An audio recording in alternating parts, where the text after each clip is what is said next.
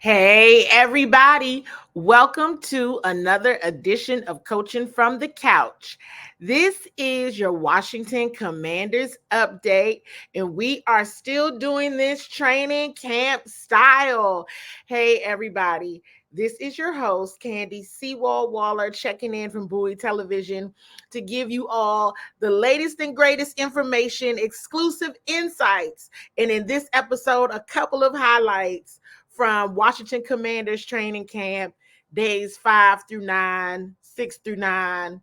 All I can tell you is that I know today is day 9. I really can't remember when was the last time I checked in, but I know you all have been locked in on the training camp highlights show that producer, sports photographer, and videographer for Bowie TV, Darrell Owens, has been doing. And you all have seemed to be enjoying that show a lot. So I decided to check back in because there's a lot to share, and we're going to go ahead and get into it. Full disclosure, because you know we do that on Bowie Television, right? Straight up transparency. I almost did this episode live, but I think there'll be plenty of opportunities to do live episodes. For those of you who are returning and have been watching Coaching from the Couch, you know I normally do the shows live, but hey, it's okay. Welcome back to all. To the new viewers, welcome. We definitely hope you stay a while, perhaps forever, and stay locked in to Bowie Television. If you're watching on TV in the Washington metropolitan area, channels 11, if you have Verizon Fios, and channel 77, if you have Comcast Xfinity. Hey now, thank you for tuning in. You all, I know you're probably already thinking, let's drop into the comments some of the questions that you may have. I've tried to collect some. I'm seeing some other questions online as well. I'm going to try to get to as much as possible. But why don't we look at some of the highlights? And while I'm doing some highlights, or while you all are watching some highlights, I can get into some of the overall key takeaways. Then I'm going to get into, and you all will hear, if you listen to any of the press conferences, hopefully you hear some of the questions that I've asked. If not, we're going to show them on this episode, and I can tell you all and give a little bit more context around why I asked those questions and what I've been seeing all throughout camp that prompted that, and what I can glean from the response that was given to my question. So if you're ready to go ahead and hit the thumbs up, drop a comment, say that you're ready to go. And while you're at it, make sure you're subscribed, because there's a lot more of all of this great content coming your way, because it's still early, you all. Now, if you are a returning watcher, you know I love bags. You know, the last episode, I kind of stayed away from bags. I said, okay, maybe you all are tired of watching bags, but I'm not, because that's what lets me know practice is getting ready to get started. I think we're in day 9, and there's a lot that has transpired. It's a lot that has happened, right? We're in like day 3 or 4 of pads, upcoming big week this week with the team going into joint practices with the New York Jets, and then the following week joint practice and game against the New York Jets, and then the following week joint practice and game against the Miami Dolphins. So there's already a lot to be excited about, to really see what does the team have. And I think the team is just if anybody's anticipating it, I know I talk about myself anticipating it. I'm sure Commanders fans, you're anticipating it as well. But the team themselves, they got to know what they have. They have to know what this really looks like, right? And of course, we may not, of course, see all of the things in preseason, but you'll have a pretty good idea of where the holes are and where you still need to be putting in a lot of work through going into these joint practices and these first 2 preseason games. overall, I think the pace is still there. The intensity is still there. Um, it's just time for them to hit somebody else other than themselves, right? So I see the camaraderie, continuing to see the camaraderie. I'm continuing to see the accountability being built across the team, which is all good things. But hey, the team is already starting to make some changes. We know that they brought in another kicker, right? They released two wide receivers, Damian Bird and Dax Milne, right? And then just today, they brought in another defensive tackle and Taylor Stallworth, released cornerback Christian Holmes. So the team is consistently making changes, and that is not something that we weren't told they would do, right? General Manager Adam Peters, head coach Dan Quinn has said they're going to keep digging to find the best talent. They're going to adjust as they need and as necessary to make this roster better and to try to ensure some longevity with their players as well. I think that they're doing that. I think they're able to see who's going to be able to cut it and who's not. And they're making adjustments accordingly. This is truly going to be an interesting time because there's still so many questions, right? I'm still wondering, the defensive backs, and that's something that I've been talking to my colleagues about, you know, safeties. Is Emmanuel Forbes really going to be the starter at corner? The initial depth charts come out on Tuesday, and I think that is an important point as well. I know, of course, sometimes they may say, hey, listen, we had to put out a depth chart, so we're getting a depth chart. Here you go. Here's anything.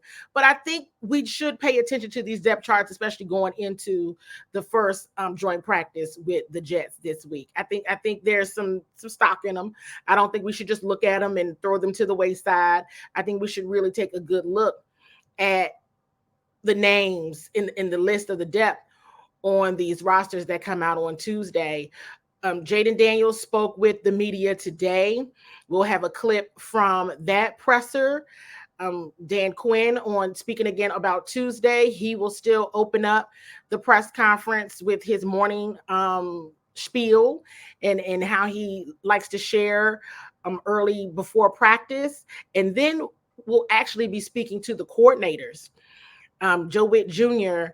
and Cliff Kingsbury after practice. So this is all very interesting. This is I think it's the newness is hitting, but it's also very real. This is hey, it's getting real now. They've already made changes. Like I mentioned, they've released players.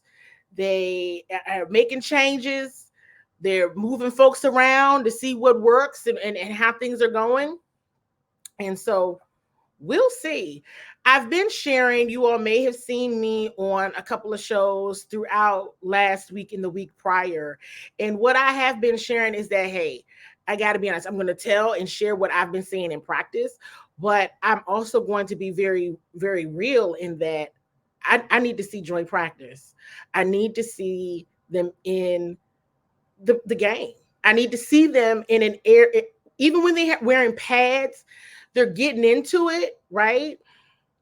But you need to see them against a team of people that doesn't care about hitting them. That's what you need to see. You need to see them against another team who's working their behinds off to make the roster. And they know that every single rep is going to matter in what comes out on that film. So this is a big week. This is a big week. I think it is a big deal. I know that some folks are already talking about Jaden Daniels. Say, hey, I don't know if I'm starting. I know I'm playing. Not sure if I'm starting. But here's what I'll say.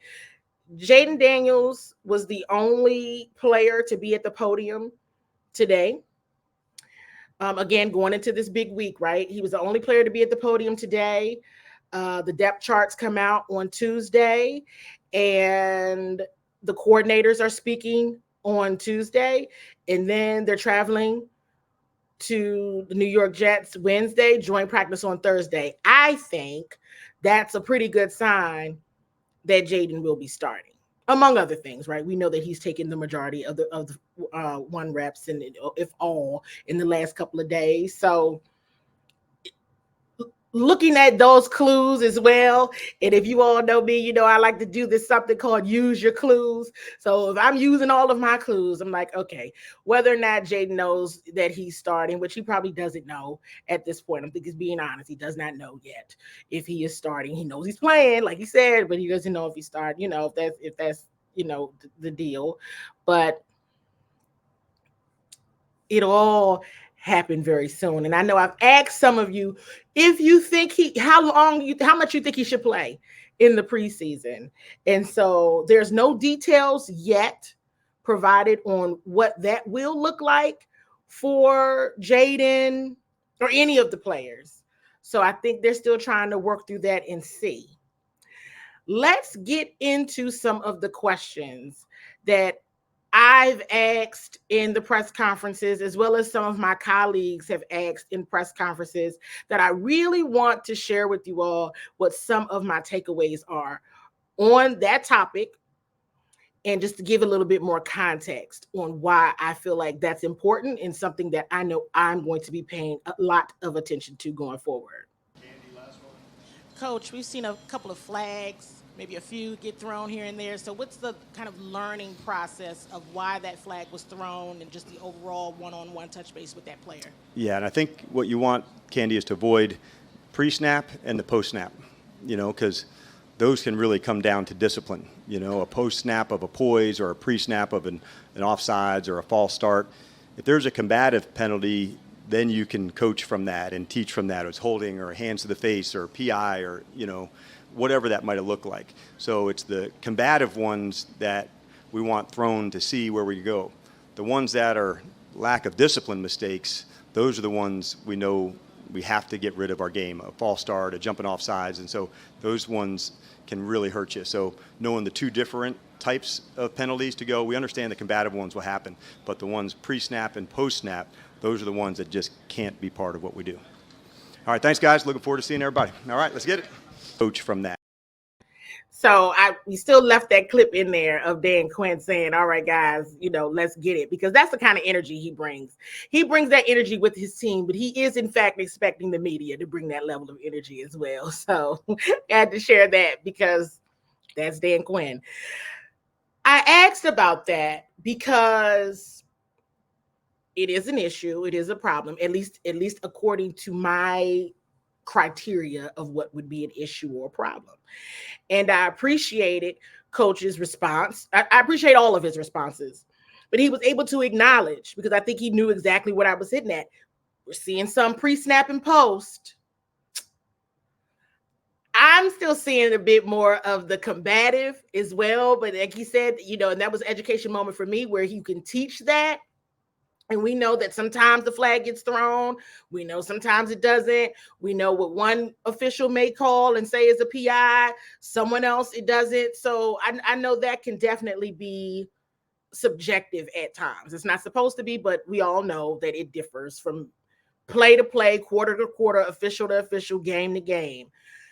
But the pre and post, just as Coach Quinn said, that's a lack of discipline issue. Jaden Daniels actually mentioned some of that today as well in his press conference about the got to get that number down, right? Got to limit those pre and post snaps, because when it's a lack of discipline, a whole series can be ruined due to lack of discipline. And I just really also appreciated associating the pre and the post snap penalties to lack of discipline. So we got a name on it. Okay, that's lack of discipline. You're not doing what you're supposed to be doing. You're not focused. So going to continue to keep my eye on that, because I've seen the flag get thrown, and you all saw in the clip, Coach Quinn shaking his head. He's acknowledging, yep, it's been, yep. Mm-hmm. So keeping my eyes there, because we all know those types of things cannot happen. It totally destroys momentum, and everything is going to go back to, in my opinion, the fact that this is a rookie quarterback, and you want to put Jaden in all situations to be as successful as possible. Any quarterback, any your offense, period. And you want and those types of things. Like Coach Quinn was very using plain language. Those things cannot happen, and that we've seen it. Well, penalties can crush and really alter the outcome of a game. So, Bowie TV watchers, you have my word. I'm going to keep my eyes on that one. But note that because that is definitely something that should be watched and continuing to kind of just let's see how that goes. Next clip. This is quarterback Marcus Mariota during his press conference sharing about how quarterback Jaden Daniels has been asking a lot of questions and picking his brain. Check this out. How much does Jaden Daniels kind of pick your mind as you guys are going through this, just during the day, at practice, whenever? I'm sorry, could you repeat the question? How much does Jaden Daniels kind of pick your brain, just about things in general? Plenty, and that's what's really been cool for me, is to have that dialogue, because I think when you have a guy that's willing to learn, that wants to absorb as much knowledge as he can, I think that really makes the whole room better. For Jaden, he's a young guy, but we got to do it as a part of our group. We have to kind of create these scenarios and these experiences for him. That way, when he gets into the game, it's not something that's brand new. So I think he's done a great job asking questions, and we can also always just kind of keep bringing him along. And you guys have a lot of former quarterbacks on the coaching staff. Do you like that? Does that help you even at this stage in your career? Absolutely, because it just creates conversation. More times than not, when you're able to have a bunch of guys in a room that have played the position, you can kind of you can have these problem-solving conversations. It's always going to be different day in and day out. Our defense does a great job of creating different looks, creating problems. So for us, I always believe if we can be in the problem-solving business, and when you have a bunch of quarterbacks that have played the position, that makes it a whole lot easier. So some good intel and just overall words there from quarterback Marcus Mariota. I know everyone always has questions on Jaden Daniels, but as everyone has continued to say across the board between his coaches, players, other analysts who have come in, of course, your local media, Jaden loves football and he is doing everything that he can to be intentional and just learning how to be an NFL quarterback, right? He loves it. You can see it. You can feel it. He exudes it. So many of the guys do, right? It's a team feeling now. And so I just think that it was important to note that it's not a, oh, I'm QB1 or anything. It's none of that. It's just simply learning and wanting to get it right, wanting to be great at playing the game that he loves. So wanted to share that. Now, Marcus Mariota also mentioned that the defense is helping them and doing a great job of giving them different looks. So I did pull in a clip from defensive lineman Deron Payne. Check it out. Hey, Deron. Tell me about the defense first week, how you guys are coming together here in training camp. We're really working on just flying around and get to the ball, hunting. That's the main emphasis right now. Just you want everybody hunting. Everybody should be around the ball, no matter how far the ball down the field. So this year we're gonna try to be hunting and getting after them. Tell me a little bit about the scheme and how it fits for you and John. Some of the carryovers that are kind of working through the new scheme with Witt and Quinn. Man, they letting us just go. He's letting us just be explosive, be explosive guys. Get after the quarterback, get after the run game. So. Jade made plenty of plays already this camp, just being explosive, getting out the ball, not worried about nothing. So it's going to be fun to see. I think we're going to make a bunch of plays. I don't know if this has been asked yet, but the past couple of years in the previous defense, you guys were just asked to win one-on-one a lot. Yeah. Running more games and stuff now up front, how does that benefit you, and how do you think it'll help your game? I definitely get our offense something different to see. They won't be able to scheme us up and just focus on what we do one-on-one. Just you can be able to scheme a guy up and look at what they do best and scheme them out of game. So with us being able to move and do games and just do all that work together, I feel like it's going to be a lot for offenses. So I don't know about you all, but I can tell you that when I heard that, it was music to my ears because it was knowledgeable, right? When you're just trying to win your one-on-one matchup, there is no scheme. There is nothing. When teams are researching their players, and I know you all know this, right? When they're researching their players, they can understand your strengths and your weaknesses. You're not necessarily moving in unison or moving even according to how the offense is moving. You're just trying to beat the person across the scrimmage line. And once they figure out how to beat you, okay, well, they're going to beat you every time. So to know, number one, you're going to continue to hear the word. This is a few words you're going to continue to hear from this organization, meaning the front office, the football front office leadership, coaching staff, and players. And that word is hunting. They are hunting, okay? And they really are. They really are. And that's why I'm ready for them to hunt somebody else because, so to see what they're really doing, what they're really about. But you can just see and tell Jonathan Allen, Deron Payne, they're happier. I said it. They're happier. They're you can see it.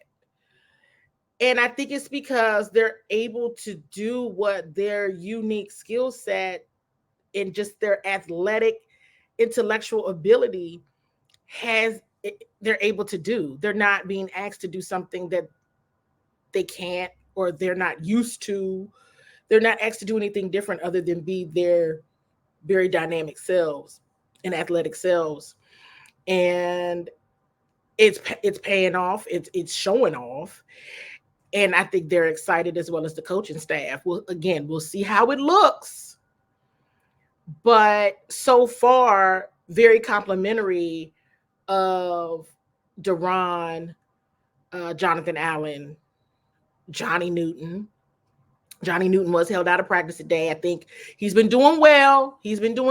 But, I think they're trying to ease him back in, right? They had him full go. And then it was kind of like, okay, maybe, Coach Quinn mentioned load management and those things and the number of reps that Johnny was taking, just coming off an injury, the number of reps even that Jonathan Allen, Deron, they have been taking as well. So we'll see. But, Deron Payne isn't one that talks often, but when he speaks, I think everybody should listen. So I thought that part of his press conference was something that you all would want to hear and pay attention to, because hunting is definitely a thing that is being encouraged by this defensive staff. Next clip up are some questions that I had for veteran linebacker Bobby Wagner. Check it out. Bobby, when we talk about building an identity for a team or what it takes to build an identity as a position group, what does that really entail in building what the identity of the team is going to be going forward, or for specifically the linebackers? I think as far as a team, you want to figure out who are you going to be. And it's more so like setting a standard and understanding what you're going to bring to the table every single day, because once that standard's set, you have to live up to that. And so you have days where you may not hit that mark, and you should have the people around you, tell you the truth and raise your level, and everybody should raise their level. As far as linebackers, we're the generals, the ones that everybody's looking at for the play call. We're setting everybody up, we're getting everybody lined up, and we got to take pride in that, being leaders, being the voice, and being an extension of the coaches, and, controlling the middle and making plays and having fun and bringing everybody together. I think we are in the middle for a reason, and, things in the middle keep everything together. So that's kind of the identity that we start to form, not just with myself, but everybody that plays the linebacker position. The current roster, as well as some of the new players, all mention your name as a leader on this team, for the most part. I can't say I talk to everybody, but for the most part. How does that make you feel that you are new here, but you are already being mentioned as one of the players that they're learning a lot from, and you're a leader on this team? Man, I think it's a blessing. I think, I was blessed to be around a bunch of great men, great leaders, and, as you get older, you have so many scars over your career, and something that you can't do when you're young is get that experience without having it. But if you have an older guy that can share their scars, you can kind of expedite your learning. And so that's what would help me in my journey. And so I feel like I just try to do the same. There was a lot of people that helped me while I was coming up. Like I said, linebackers like Ray Lewis, London Fletcher was gracious with their time. And so I try to do the same and give back and try to, share my experience and scars with anybody who has, thirst for knowledge. When Bobby Wagner mentions being gracious with his time, it's interesting because that is something I've actually seen him do. Just today, I saw him spending time with Jamin Davis. And I know that is a conversation and a name that has consistently been coming up. And I've had a lot to say about Jamin, right? Here's the thing. I want Jamin to be successful. I really, really do. I don't know. Again, and he's definitely one because I'm not watching the film. I'm out there and I'm paying attention, and we're seeing things in the moment. Everybody knows now, right? They have him working a lot with the defensive line, and he's working a lot with Coach Kerrigan. And we know that Jamin has a lot of talent. He has a lot of speed. Can it be successful? I think it can. Will it be? I don't know. I haven't seen him make an explosive play or something that's just like, whoa, look at Jamin go. It hasn't been that yet. And I think I just want him to succeed. It's a lot that can be said about the previous coaching, a ton that can be said. And where I am now after a few days in pads is like, well, I don't know. I don't know if what they're even trying to do in almost, I'm been using the word hybrid player, right? Where you kind of like you're linebacker, but you're playing as, an edge rusher. You're doing, I don't know if Jamin, I don't know. And that's all I can say, right? He's definitely one that I'm like, I got to see him I got to see him against the Jets. I got to see what this looks like in the game and in joint practices, because it is a deep learning curve for him, for sure, because of past coaching. And it's not his fault. It's not his fault. But I want to see him be successful, and I want to see him succeed if he can be the player that I think they're trying to shape in saying, this is who you were in college and this is what you could, grow to be. Then it's a win. And if not, I don't know what they're going to do, right? Everybody's like, okay, are there going to be some surprises on, when it comes down to the roster? I think it's a given that there's going to be some surprises with this roster when it has to boil down to the 53. I think it's a given that there's going to be some surprises of who makes it and who doesn't. So still a lot of camp to go, but we'll know some answers here soon of what it is and what it isn't. Let me also say this. You all know, going back to rookie camp, that I had an opportunity to interview linebacker Jordan McGee. I told you all then, if you haven't seen it, go scroll to the episode. It is on here. And I set it up there. Here's a player that Commanders fans are going to love. And yes, he did call the team by the previous name. So, of course, everybody's like, that's my favorite player. But look, aside from that, on the field, this is absolutely a player that the fans are going to love. When we talk about in the years past of what has been missing since the days of a London Fletcher, right? What's been missing? They drafted someone that exudes what's been missing and can fill that void. Then you have the Bobby Wagners. Let's be really clear. I cannot wait until you all really, really start looking at and checking out and watching Frankie Louvu. Now it is abundantly clear to me why so many Carolina Panthers fans were upset about that, as well as Jeremy Chin as a safety, but we're going to focus on the linebackers.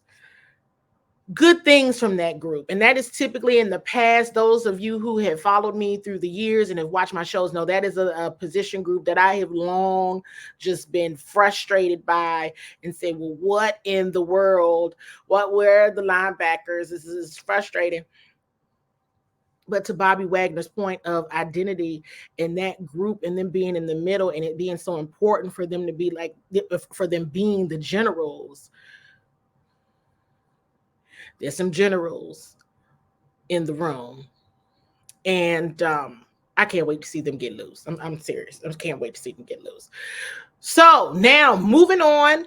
Here is a question that I asked to head coach Dan Quinn about the wide receivers. Check it out. Good morning, Coach. Good morning. Can you share a bit about what you're seeing so far from the wide receivers? Yeah, I would say a couple of things. And specifically yesterday, we've been working hard at when the second play begins, quarterback's outside the pocket to go. And one player specifically caught my eye yesterday was Diami. And when that second play happens, how hard you have to run to go and make that next play, knowing it may not come to you, but over and over and over again, Candi, to have that kind of speed to go, that really impressed me with Diami yesterday. So we're tracking everybody, how many targets, how many plays, and the more we get into practice, the more competitions. As we get later into camp, you'll see some one-on-one. So all of this is part of that ramp up to do that. And but yesterday, that was one of the things I was impressed on scramble plays when the quarterback gets outside the pocket. The speed for him to extend and make another play, and that's what makes challenges the defense when you have to defend two plays like that. So asked about the wide receivers and what he's seeing out of that group. And I asked Coach that question. It was the day after the first day of pads. So he immediately mentions wide receiver Dyami Brown. And I know that has long been have we seen all that we can possibly see from Dyami? Is this it? Is what we saw from Dyami in the last few years? Is that all he has? Is that it? Or is this another player from the roster, another returning player from the previous roster, or another player from the previous roster that wasn't getting utilized correctly, if at all? Coach Quinn mentioned him, and that statement that he shared speaks for itself in terms of the first day of pads, who really stood out. And him and Coach Quinn being able to articulate exactly the things that Dyami has done well and did well that day that he was really impressed by. So don't write him off yet, Commanders fans. Don't write him off yet. So let's see. This is just, feedback, right? What he shared. Let me also say this. I feel like this is a very important point to share. And I shared this with some of my colleagues. I think I shared this today with Lake Lewis. If you all know Lake Lewis, tag Lake and tell him your little sister Candi CWall is saying great things about you. Because here's the thing. I think I was talking to Lake and I asked him, I said, this is year 7 for me. This is the happiest I've seen Terry McLaurin. This is the happiest I have seen Terry McLaurin. And when I say that, I mean from effort and just happiness. Both. Top tier, top-notch level, right? The effort and the happiness is all there. The energy, everything is all there all the time with Terry. That's an excellent sign. Excellent sign. And everyone is always speaking very positively about Terry, a pro's pro, and just all the great things. And it's all true, right? But for me to stand back and say, you know what, this is like the happiest I have seen Terry McLaurin. He just looks like he is having a ball. And not like, he's into it. He here we got another one, loves football. All of these guys do. They love football. But he's able to really just be him in all of the facets, on and off the field. And I think this coaching staff really just welcomes the kind of player and person that he is, and is continuing to cultivate that through their various leadership trainings and just opportunities to build the team and the camaraderie that they're doing on and off the field. I thought that was very important to mention, because I've seen Terry out there, for years now, and this is it. This is the spark. This is it. And hoping for great things for all of these guys, but definitely Terry McLaurin, because it's always the conversation around, well, is he really a number one? If he go to another team, is he still a number one, and all that? I think Terry makes his mark. He makes it very clear this year what number he is. So want to make sure I mention that. Let's move on to the next clip of where Coach Quinn shares some players that stood out to him on the first day of pads. Check this. And if you haven't heard this already, drop in the comments if you were surprised at all about who he named. Yesterday, we had spoken before practice about some of the things, looking for at practice. And I thought, as a line of scrimmage day, a couple of guys had jumped out to me. John Bates, just from the blocking standpoint, the physicality of what I think he can do and how he did it. I thought for the first day made some real strides. And then from the defensive line, I was impressed by John Allen and Dorrance Armstrong. There's chemistry that goes with their position as well. And we talk so often about offensive line and the chemistry to go to it, but there's something to that to the defensive line as well. And it was good to see those guys get into work. And then on the return game, I think you guys probably saw we did quite a bit of kickoff and kickoff return yesterday. And I thought Kaz and Sainer still were, ones enough to show, all right, I want in on that fight to show I've got explosive moves to go. So those are some of the things, looking back to yesterday, and some people that caught my eye. Raise your hand if you were surprised that Coach Quinn mentioned tight end John Bates. Raise your hand. I'll raise mine. Okay. Not because he's doing bad. I think he's doing great. But another thing that head coach Dan Quinn does is, he starts off these press conferences and he just, tells you, kind of where he wants to go and what he wants to share starting out. I think that is something to watch in the tight end group. I really do. Keep your eyes there. Now, where's your pen and pad? You probably saw a moment ago. I have my pen in my hand. I have a pen in my hand, all right? Watch that. That is going to be interesting.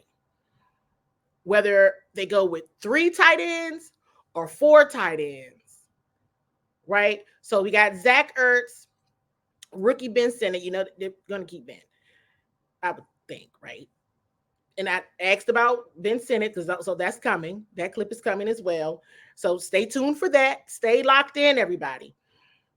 And then you have a third, which Coach Quinn has mentioned John Bates on his own in a couple of press conferences. Right? So say that's the third. If you go 3 tight ends, that's the third. If you go 4, is it Cole Turner or Amani Rogers right now?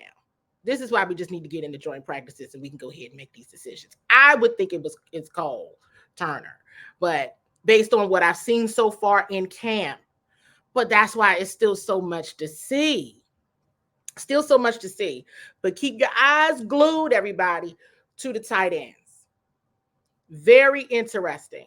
Another thing, Jonathan Allen, Dorrance Armstrong, head coach Dan Quinn reminding us that we often talk about the chemistry that's needed on the offensive line, but you need that on the defensive line too, and what they're building there.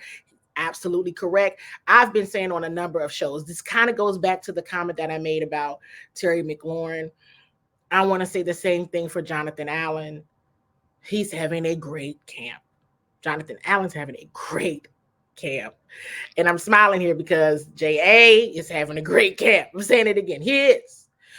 Brian Robinson, you all have probably heard me on other shows say, He's having a great camp. Now, did he have that blunder going to another player with Mike Sanders still, who's getting in a little bit on the return game? Yes, he did. But guess what?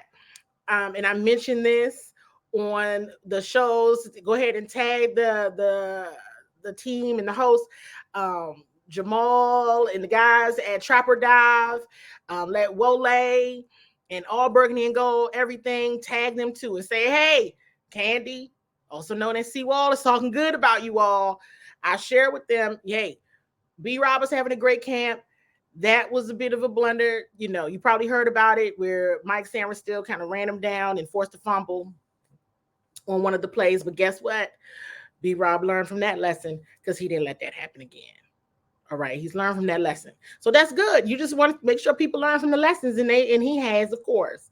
So it's interesting. I also want to share this. You all, what's one thing you all know about me already? I'm a special teamer. I'm a special teams person. Coach is going to tell you, he mentioned offense, mentioned defense, and from the return game. It is a delight for me to see head coach Dan Quinn when they're practicing the returns. He gets right in the thick of it. He gets right up on the returner. He's trying to knock the ball out of his hands. He's getting up in his face. He is involved in every single one of these practices. You all have heard me say on previous episodes, and I'm going to say it now. I've seen Coach Quinn get up on the line of scrimmage. Now he's getting up in the returner's face. He is in the thick of it. So that's why he's able to name and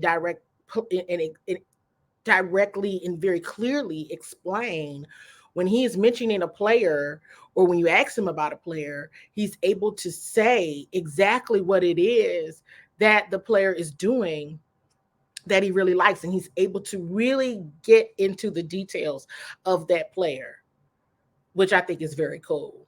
So take your notes on that one. Take your notes on that one in the tight end group. Here's another clip on a response from Dan Quinn on the tight ends. Coach, good morning again. Good morning, Kenny.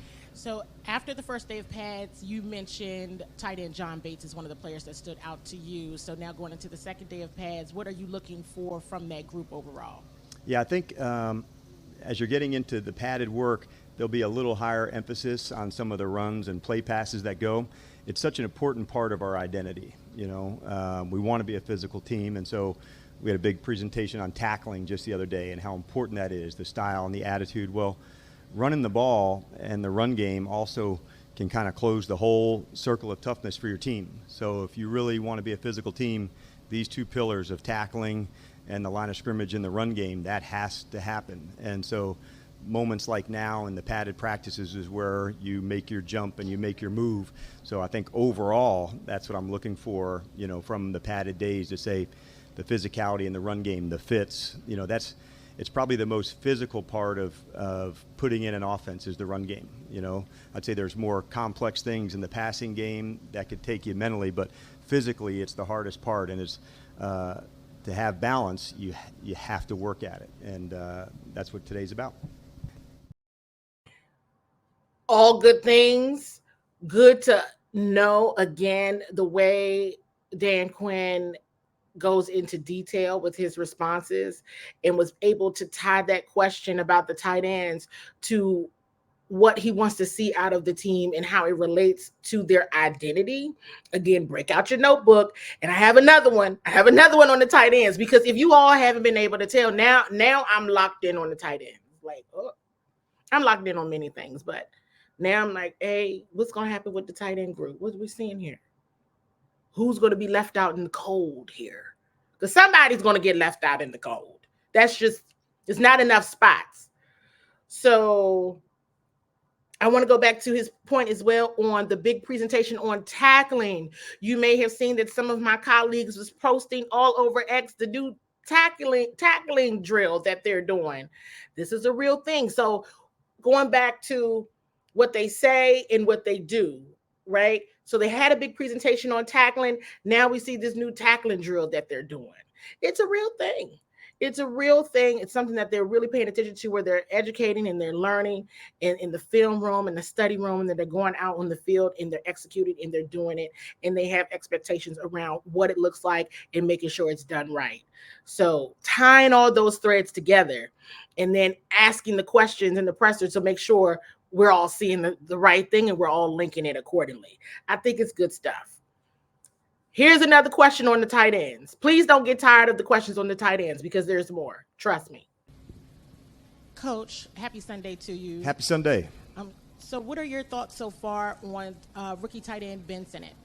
I've been impressed by Ben. I thought he would be excellent in the run game. I thought that would be, one of his marks, that he would really hit and be good in that spot, and he has been.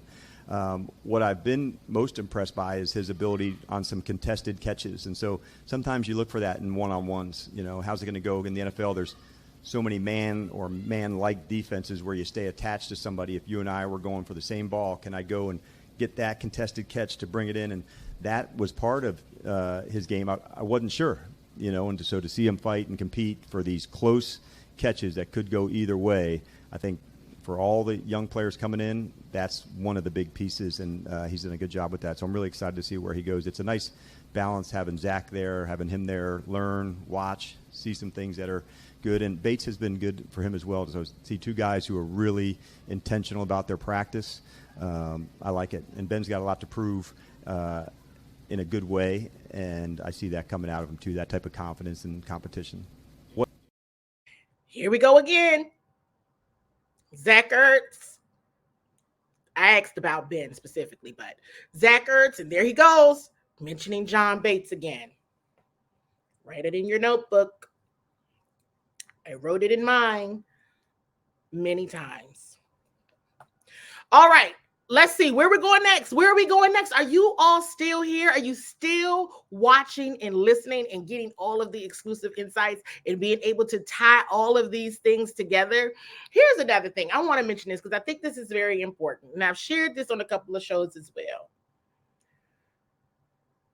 Because Dan Quinn mentioned that they had a mock game yesterday, I think it's important to know that even when the fans are there, even when the media is there, they're not showing their hand on every single thing that they're doing. I want to say that. I also want to say that they're still mixing a lot of players in and out. And Coach Dan Quinn even mentioned that when I played the clip earlier about you're going to see some different matchups in the one-on-ones. He wanted to see that. He encouraged the staff, mix it up a bit. They want to see different looks. They wanted to see different matchups. They're trying to get it right. They're trying to see what can happen where. And just get the best person and player for the role in a spot. I believe I got some questions that came in about different players that are still free agents, and if the team was looking at those players or anything in case there's a hole or a gap on the Commanders and they need to level up in some areas. Here's what I'll say, and I believe I said this at the top of the conversation, which was General Manager Adam Peters, Head Coach Dan Quinn have been very clear. It is competitive. It is a competition for these spots to get them and to keep them. And they're going to keep digging for talent. They're going to keep trying to find ways to get better. So I think nothing is a lock until it's a lock. And even once it's a lock, it's still not a lock, in my opinion, because if they find opportunities to get better, then that's what the team is going to do. So we'll see. We'll see.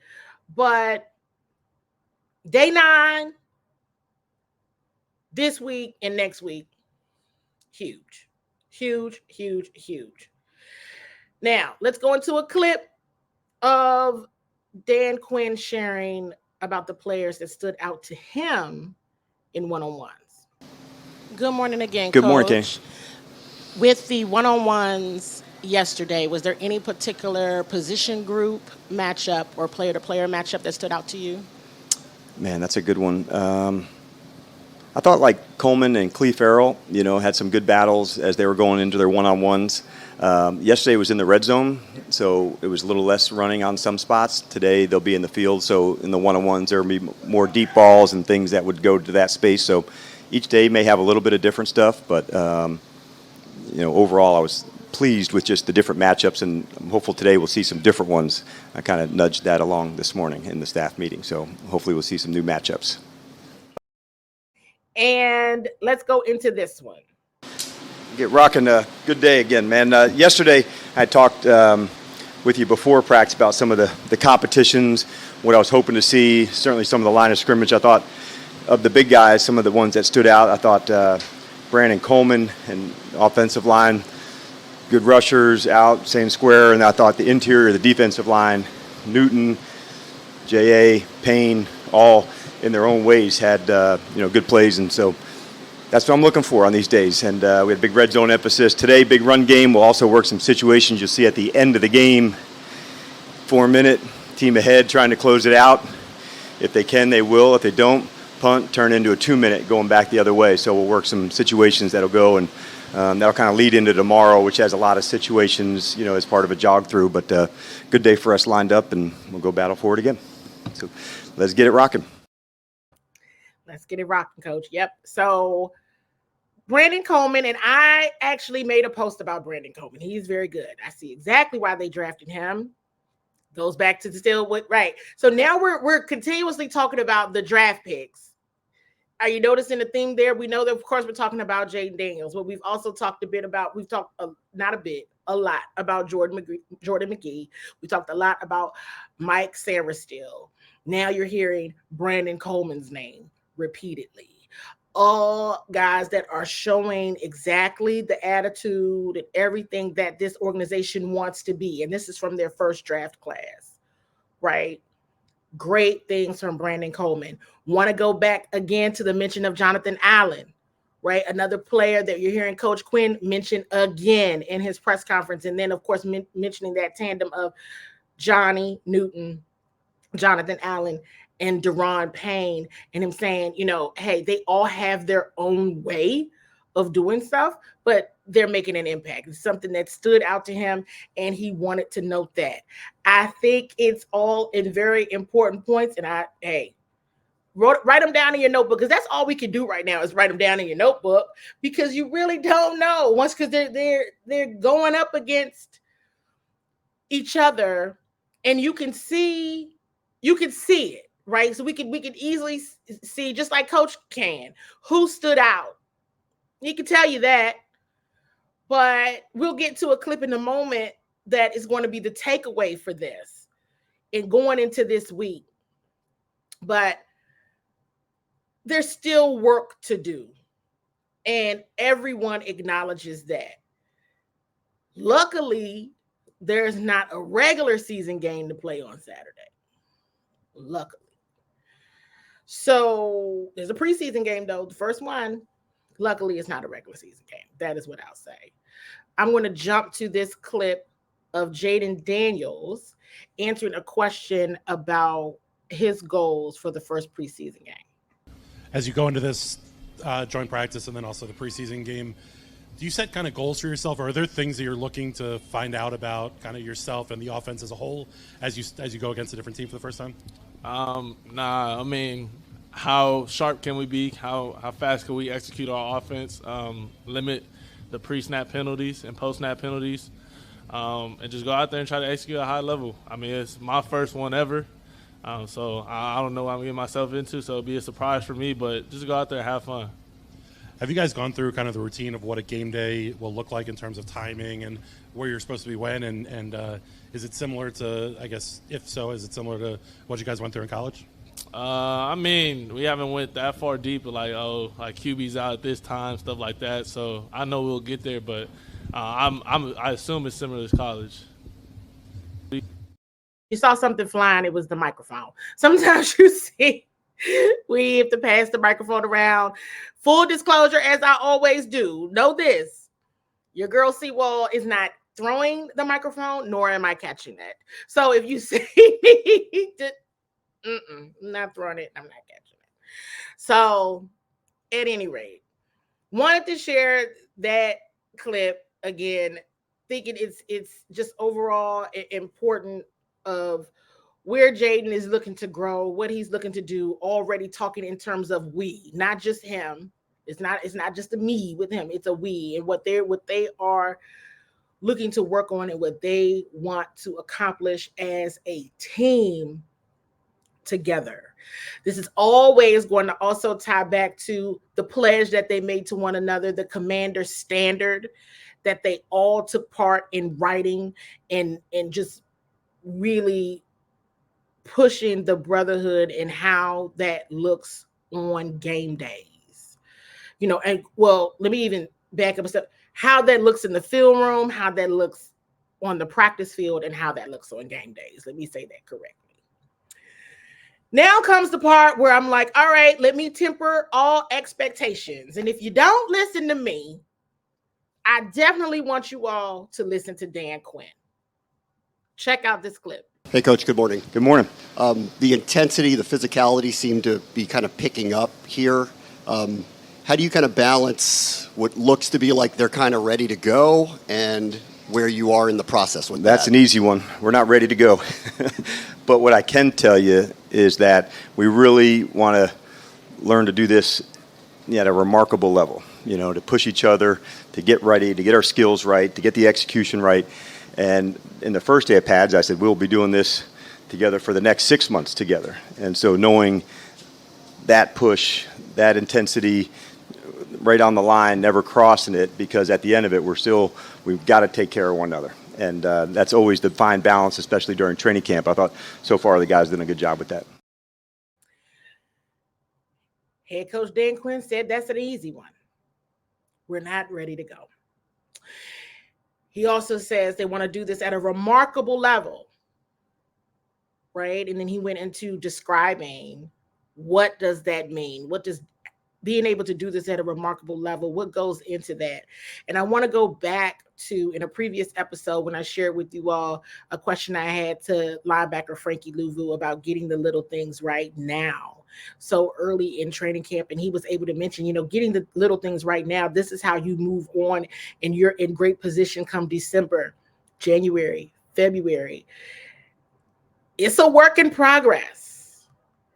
And what I've been sharing with folks that ask me when I'm on shows, I'll share it here, I've shared in the past, what they're trying to do,